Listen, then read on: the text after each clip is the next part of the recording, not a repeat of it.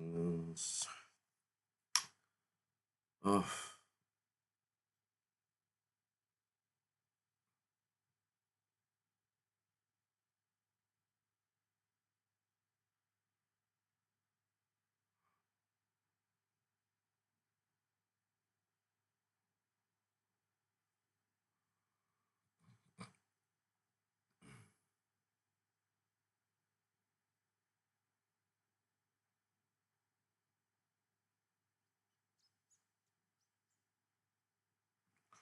good morning, good morning, good morning,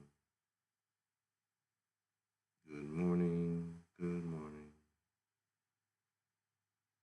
good morning.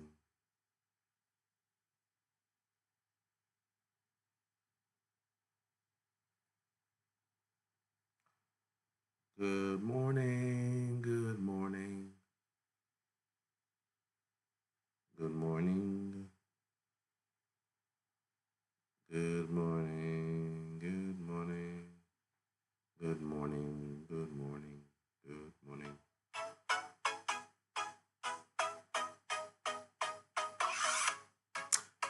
So we might most likely start with this glitch thing that has become a little bit too much for my liking. You know, I believe that the reason why we have this repeat itself again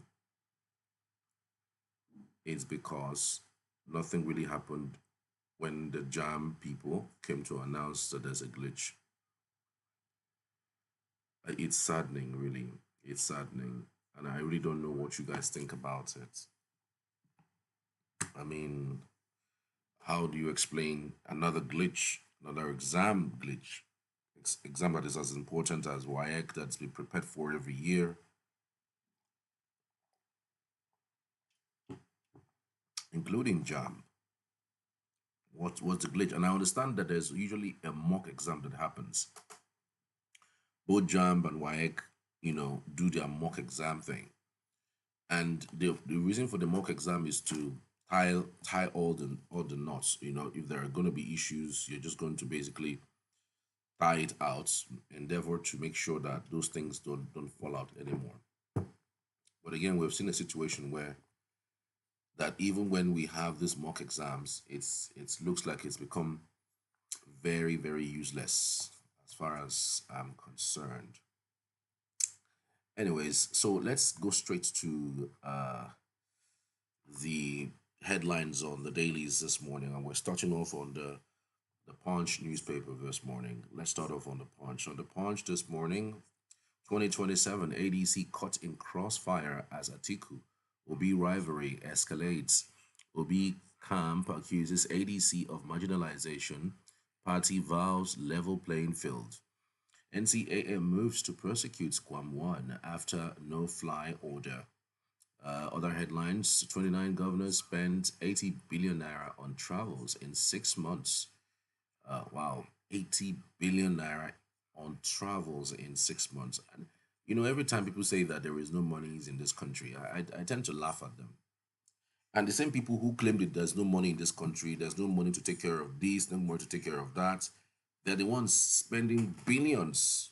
You know, if there is no money, then step aside. Then don't become a governor. Just resign. So, but there's no money. There's no money. But you still see them, using the monies. Spending it as much as possible. Wasting it as far as I'm concerned. Because again, what are these travels?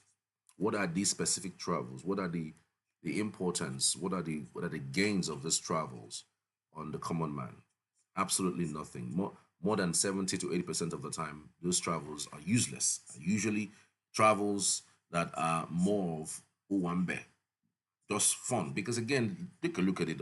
We have had governors travel and travel and travel and travel and travel for years and years and years.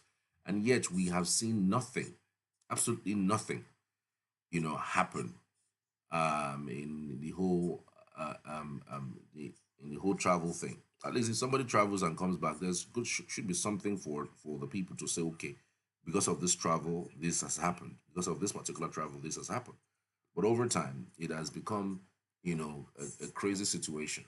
So I believe that the travels have been useless as far as I'm concerned, and I feel that the governors should stop all these their travels and focus on growing the economy that they were appointed to or they were voted for to do. Other headlines: glitch grades, WAEC in crisis over results errors. Candidates urged to recheck new results after 48 hours. Students protest, parents slam CBT plans. All right, it's an interesting headlines. I can imagine the trauma that the kids must have passed through seeing their results, and all of a sudden they're telling them that the grades that they have seen is not necessarily theirs. They should check again. There are new grades that will be awarded to them, and I don't know, man. It's just crazy. It's just crazy. Nothing happened. Nothing happened in the. Nothing happened in the jam. I mean, a situation. So why would anything happen in this particular one? So we're all in it for the errors. Tomorrow, if INEC comes and says there are glitches, we would excuse it. If an airplane says, "Oh, there are glitches in the air, that's why we didn't land well," I mean, it will be excused. If somebody comes and says there are glitches, it will be excused. I mean, we are a country of excuses. We're countries of glitches, and then nothing happens in the end. Elsewhere, Kenya plane crash kills six after Ghana tragedy. Kenya plane crash kills six after Ghana tragedy. Well, I think it's about time we start looking at our airspace. What's going on? I mean, we're talking of Ghana the other day, and now it's Kenya. Correctional Service sacks 15 officers, demotes 59 in major sweep. Rivers elders ask Tinubu to halt local government poll, reinstate Fubara. Ibadan market shot as late Olubadan is buried. Ibadan market shot as late Olubadan is buried. All right, you can find the details there for you. So that's it on the punch. Now we're moving over to the Tribune newspaper. On the Tribune this morning, flooding, Lagos, Ogun, Delta, Kogi, 11 others at high risk. 198 local government areas may be flooded. That will be devastating. That will be devastating indeed. So I see that this particular flood alerts have been out for days now, and it's imminent. So if you care about your life or anything that you hold dear, please evacuate those flood areas that have been designated. Federal government to disburse 300,000 naira to 21,000 farmers, disburse 493 billion naira to 5 million households. Tinubu lifts ban on NSIPA's frozen accounts. Hold on a second, let me check this out. Federal government to disburse 300,000 naira to 21,000 farmers, disburse 493 billion naira to 5 million households. As in, this giving of monies is what I really don't understand. When they give out these monies, you will never, ever, ever, ever see anybody who says that they have come out to receive these monies. I believe that as these monies are being disbursed, there are so many influencers, there are so many TV stations, there are so many radio stations. Take these people for different regions. Say, for instance, you come to the southeast.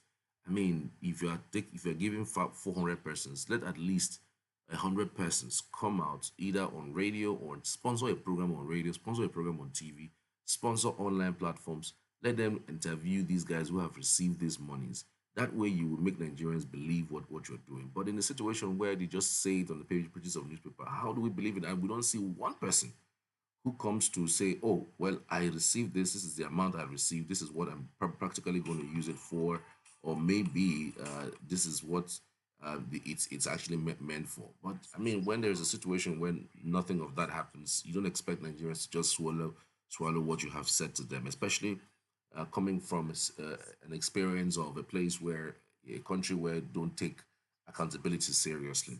Mounting deficits raise concern over bank takeover as Ikeja Electricity report 25 billion naira pre-tax loss. Okay, that's another headlines that I think you might be interested in. Let's see other headlines. 2027 worries over APC congresses. Defecting governors hard hit. Why Tinubu picked Yel Wada. Defecting governors hard hit. 2027 worries over APC congresses. Defecting governors hard hit. Why Tinubu picked Yelwada. Find out the details. 155 associations seek INEC's recognition as parties. Continuous voter registration to begin August 18 in 811 centers. Only 1 in 3 babies exclusively breastfed in Nigeria. That's from UNICEF. Only 1 in 3 babies exclusively breastfed in Nigeria, says UNICEF. Okay, that is really bad. That's really sad. Like they will always say, breastfeeding is very important for the growth of a baby, whether in their brains, whether in their well-being, whether in their general but body fitness. I mean, it's much more nutritious than any milk that you can give a child. But again, so many ladies have refused to adhere to this, and that's why sometimes we see a lot of stunted growth. We see a lot of defects in kids and even in adults, and it's that crazy. The Nation this morning, WAEC SSC results being reviewed over technical glitches. Here we go. Technical glitches again. Equity investors gained 497 billion naira in 1 day. Wow. Equity investors gained 479 billion naira in 1 day. That's scary. GMO food safe. NAFDAC DG declares economic crisis exaggerated, says presidential aide. Okay, economic crisis exaggerated. Well, you don't live in the street. You don't know what the streets are feeding. So you can speak from the high table of where you are and say that the crisis in economics in Nigeria is actually crazy. In other headlines, federal government disburses 493 billion naira to 5 million households. Embargo on NSIPA account lifted. My mother by Doyin's Abiola's daughter. All right, it's a write-up that I think you may want to look at. One ban from air travels. Well, we started off with that report, and there's really no reason why Kwan One would behave the way he did. NCA asked AGF IG to prosecute musician. When one banned from air travels, NCAA asked AGF IG to prosecute musician. Stakeholders false receivership claims on Egbain, Ikeja Electric, FIPL. All right. Elsewhere on other headlines, EFCC pleas and tussle over suspect Akume. Beware of job scammers. All the details you can find on the Nation. And now we're moving now to the Daily Times newspaper. On the Daily Times, it leads with this particular headlines: Nigerian Correctional Service sacks 15 officers, demotes 59 over misconduct. Well, it's a welcome development because if you see what these correctional officers do, you will be shocked. You will be shocked over monies. I mean, I've had experiences of people who tell me that there are people who they lock up in the prison and they think they're locked up in the prison, but they get released. They get released and they're moving about doing their own thing. Maybe not within the same town, but around. They see them around. You know, there's a lot of things that happen in correctional facilities that you will be stunned at what those correctional facility officers do. From one, action offense under Nigerian law. Action offense under Nigerian law. FAAN asks Keyamo orders no fly ban. One action offense under Nigerian law, say FAAN, as Keyamo orders no flight ban. Okay. Um, let's see how that goes. I mean, it's good to see if we could prosecute him. But then again, we should also not throw caution to the wind. All right, let's see other headlines on the Daily Times newspapers this morning. Let's see what we have here. Let's check it out. NLC demands Soares' immediate release, warns against return to dictatorship. FCTS storms Abuja black spot, destroys shanties, and pounds 20 vehicles. Remy Tinubu donates 10 TB diagnostic machines, 1 billion naira to FCTA. Federal government eyes PPP to bridge 3 trillion naira gap as NNPCL exits. road funding. Federal government eyes PPP to bridge 3 trillion naira gap as NNPCL exits road funding. Tinubu nominates 39-year-old Abdullahi Ramat as NERC chairman. Tinubu nominates 39-year-old Abdullahi Ramat as NERC chairman. All right, find out the details on the Daily Times. Now we're moving over to the Guardian newspaper. Let's check this out on the Guardian this morning. Let's see. The headlines are screaming over 83 million Nigerians live on less than 3,100 naira daily, Oxfam reveals. Over 83 million Nigerians live on less than 3,100 naira daily, Oxfam reveals. NLC, Serap, YRC false show arrest detention, demand release. Unruly behavior, NCAA blacklists Ayinde petitions for criminal charges. Toxic breaks, cancer fertility risks trail Nigeria's $429 million synthetic hair obsession. Whoa, here we go. Cancer fertility risks trail Nigeria's $429 million synthetic hair obsession. A very bad situation, if you ask me. ADC knocks ADP over moves to woo Obi, claims party has lost influence. ADC knocks PDP over moves to Wu Obi, claims party has lost influence. WAEC recalls results, directs candidates to check afresh. 2027, 151 new parties indicate interests, submits forms, says INEC. 2027, 151 new parties indicate interests, submit forms, says INEC. 2027, 151 new parties indicate interest, submit form, says INEC. All right, 300 repentant terrorists undergoing rehabilitation, says federal government. Again, here we go. Repentant terrorists. Is there anything like repentant terrorists?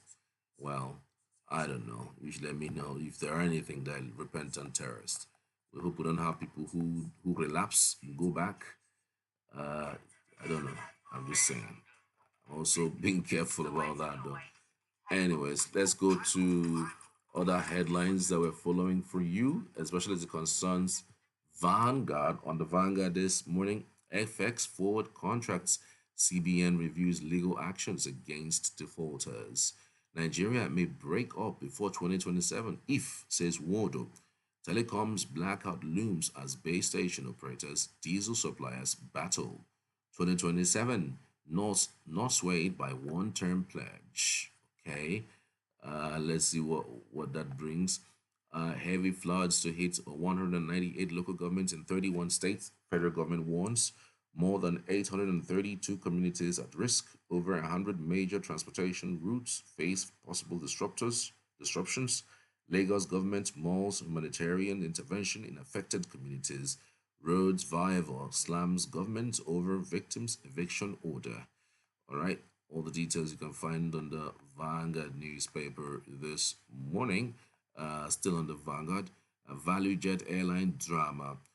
Federal government slams 6 months no fly ban on K1.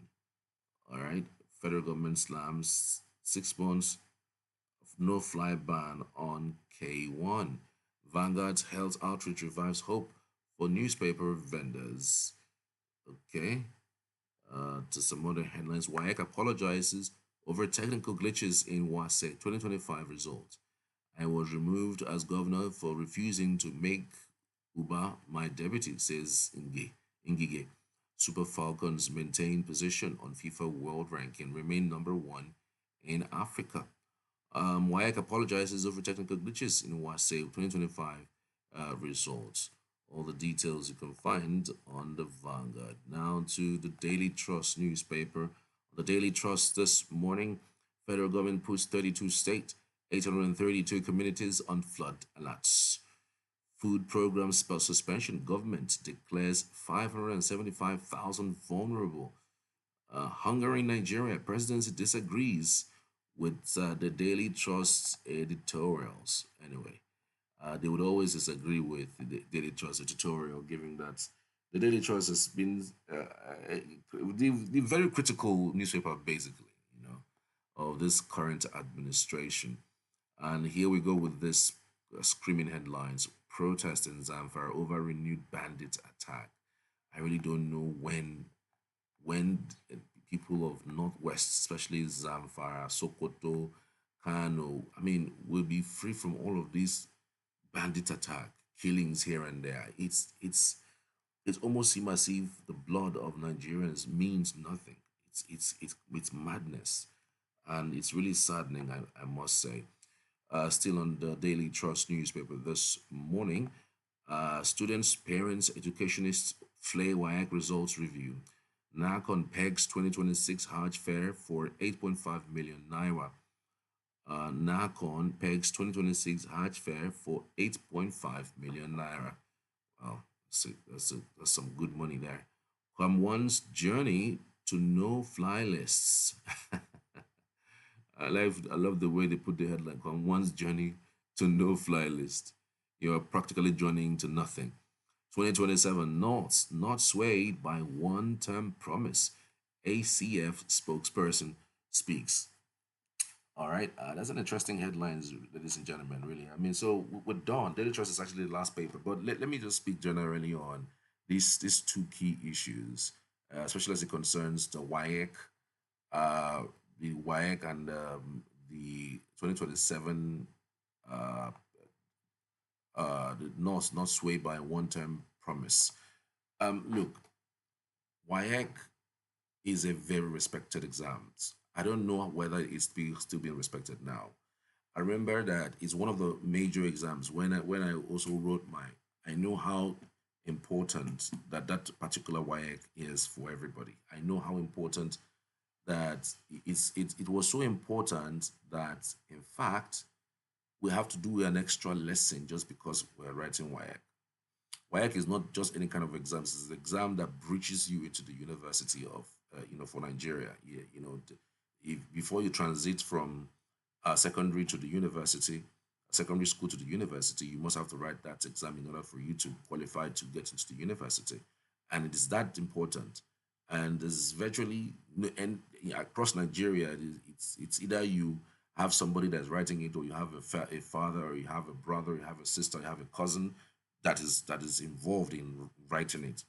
But I see that these days it's become, watered down. But even at the time I wrote, there's still this thing called um, uh, miracle centers, a place where you could pay and go and do your WAEC, and you're sure you're going to come out with good results, whether it is A, B, C, as the case may be. So how it happens is once you register in that place, you pay slightly more than what every other person would pay.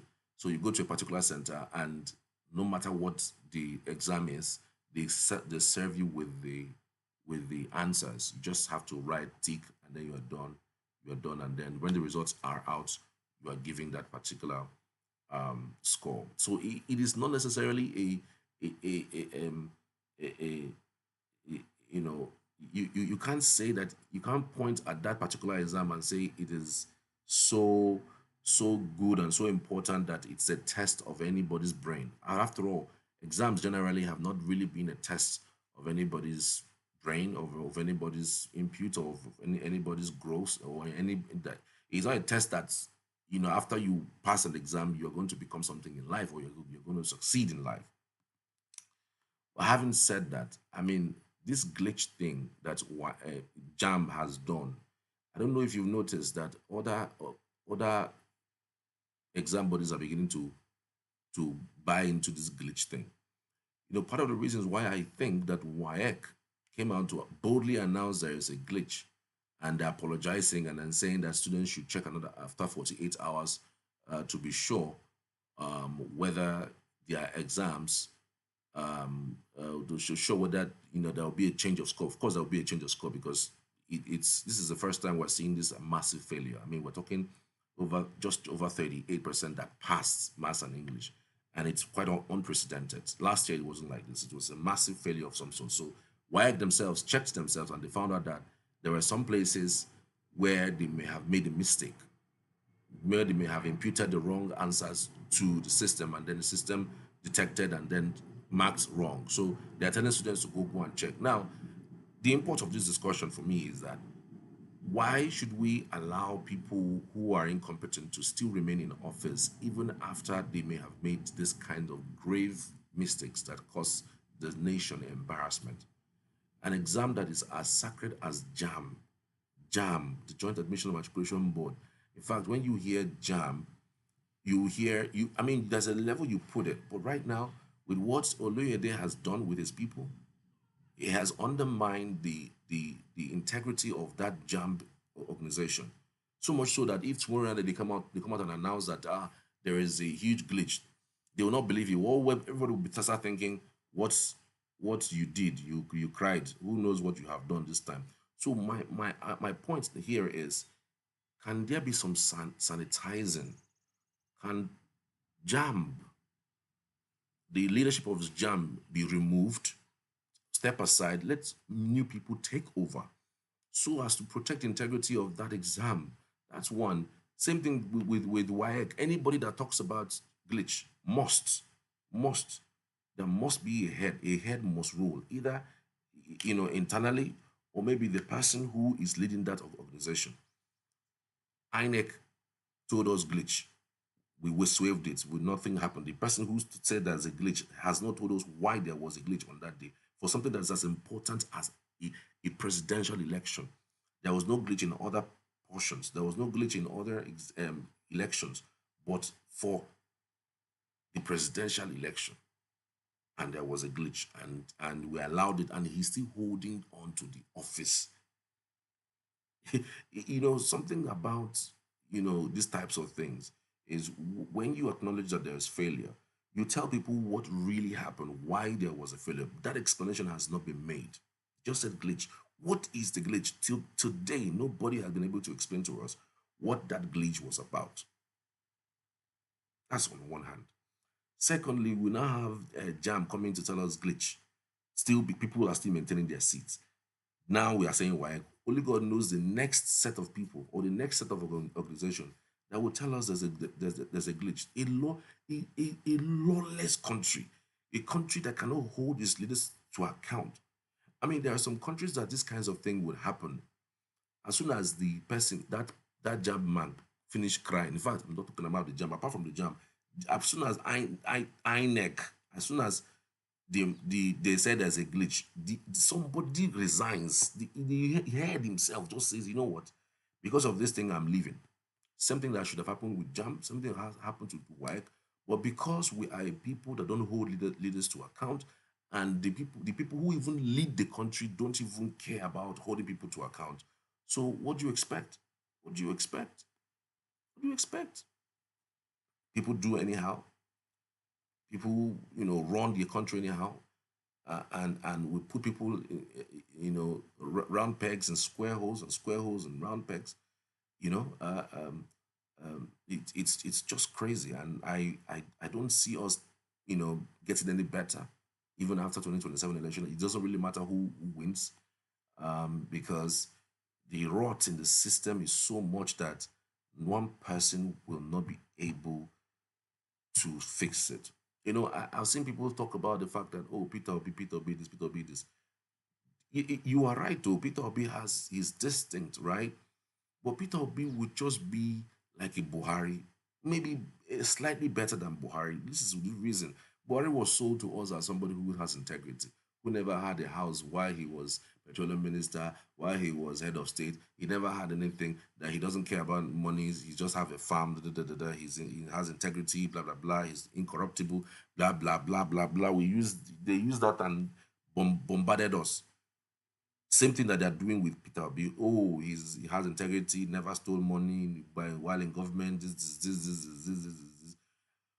If he gets there, how are we sure that he himself will be able to wade off those whom he claims he's leading, those whom he also would appoint? Because it's not everybody who will be a Peter Obi. It's not everybody. He has men, right? He would appoint people, right? But those people whom he's going to appoint are not necessarily people who might also share his own thinking, his own thoughts. I mean, we've seen things that happened in the last few months. A Kenneth Okonkwo who was applauding him, pushing him, and giving him thumbs up, blah blah blah, all those things. All of a sudden, he's saying that he's weak. So meaning that if he had even won that election and Kenneth Okonkwo is brought on board, he wouldn't have accepted Peter Obi's style of leadership. But that's the truth. That's the truth, and it's just so debilitating. It's just devastating, and quite frankly, it is so bad that we have refused to do the needful. And sometimes these things come from leadership.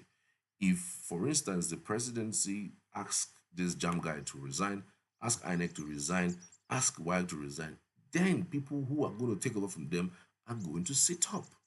Are going to sit up. There should be consequences for bad behavior. There should be consequences for bad behavior. And if that doesn't happen, then there's really no need to even speak of these issues as the case may be. I don't know what you guys think. Let me know.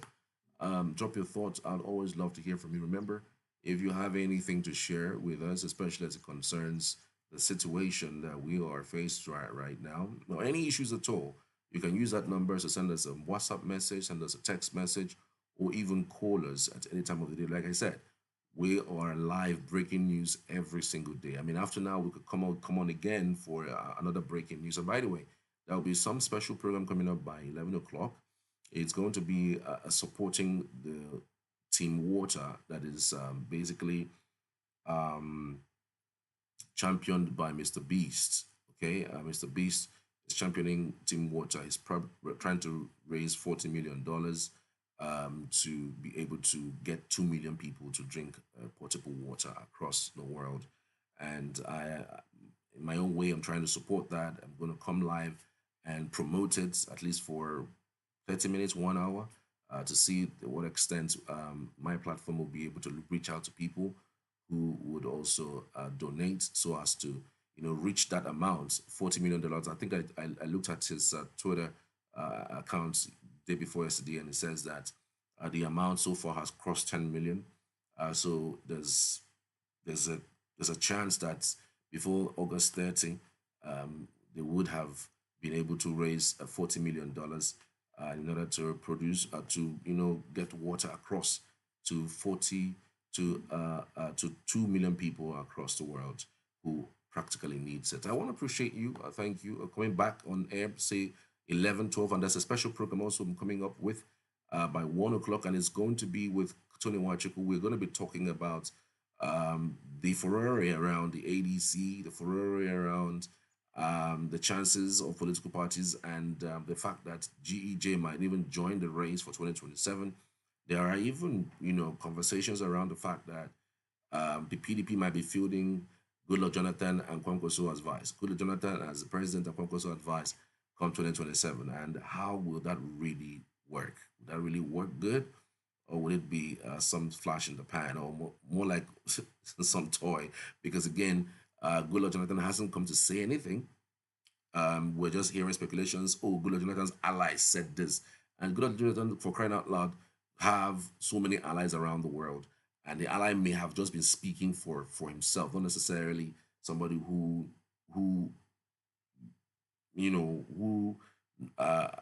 be speaking for Goodluck Jonathan. If you want to really hear from Goodluck Jonathan, he always speaks when he wants to. He speaks to his spokespersons. His spokesperson haven't said so. So we're just still speculating. So this is where I end this live for now. We're back shortly. Thank you so much for being part of the broadcast for today. We're back tomorrow, same time, same place, 7:30 for all the biggest headlines. But of course, you can join us again later today for other interesting developments. All right. Thank you for watching. See you on the next one.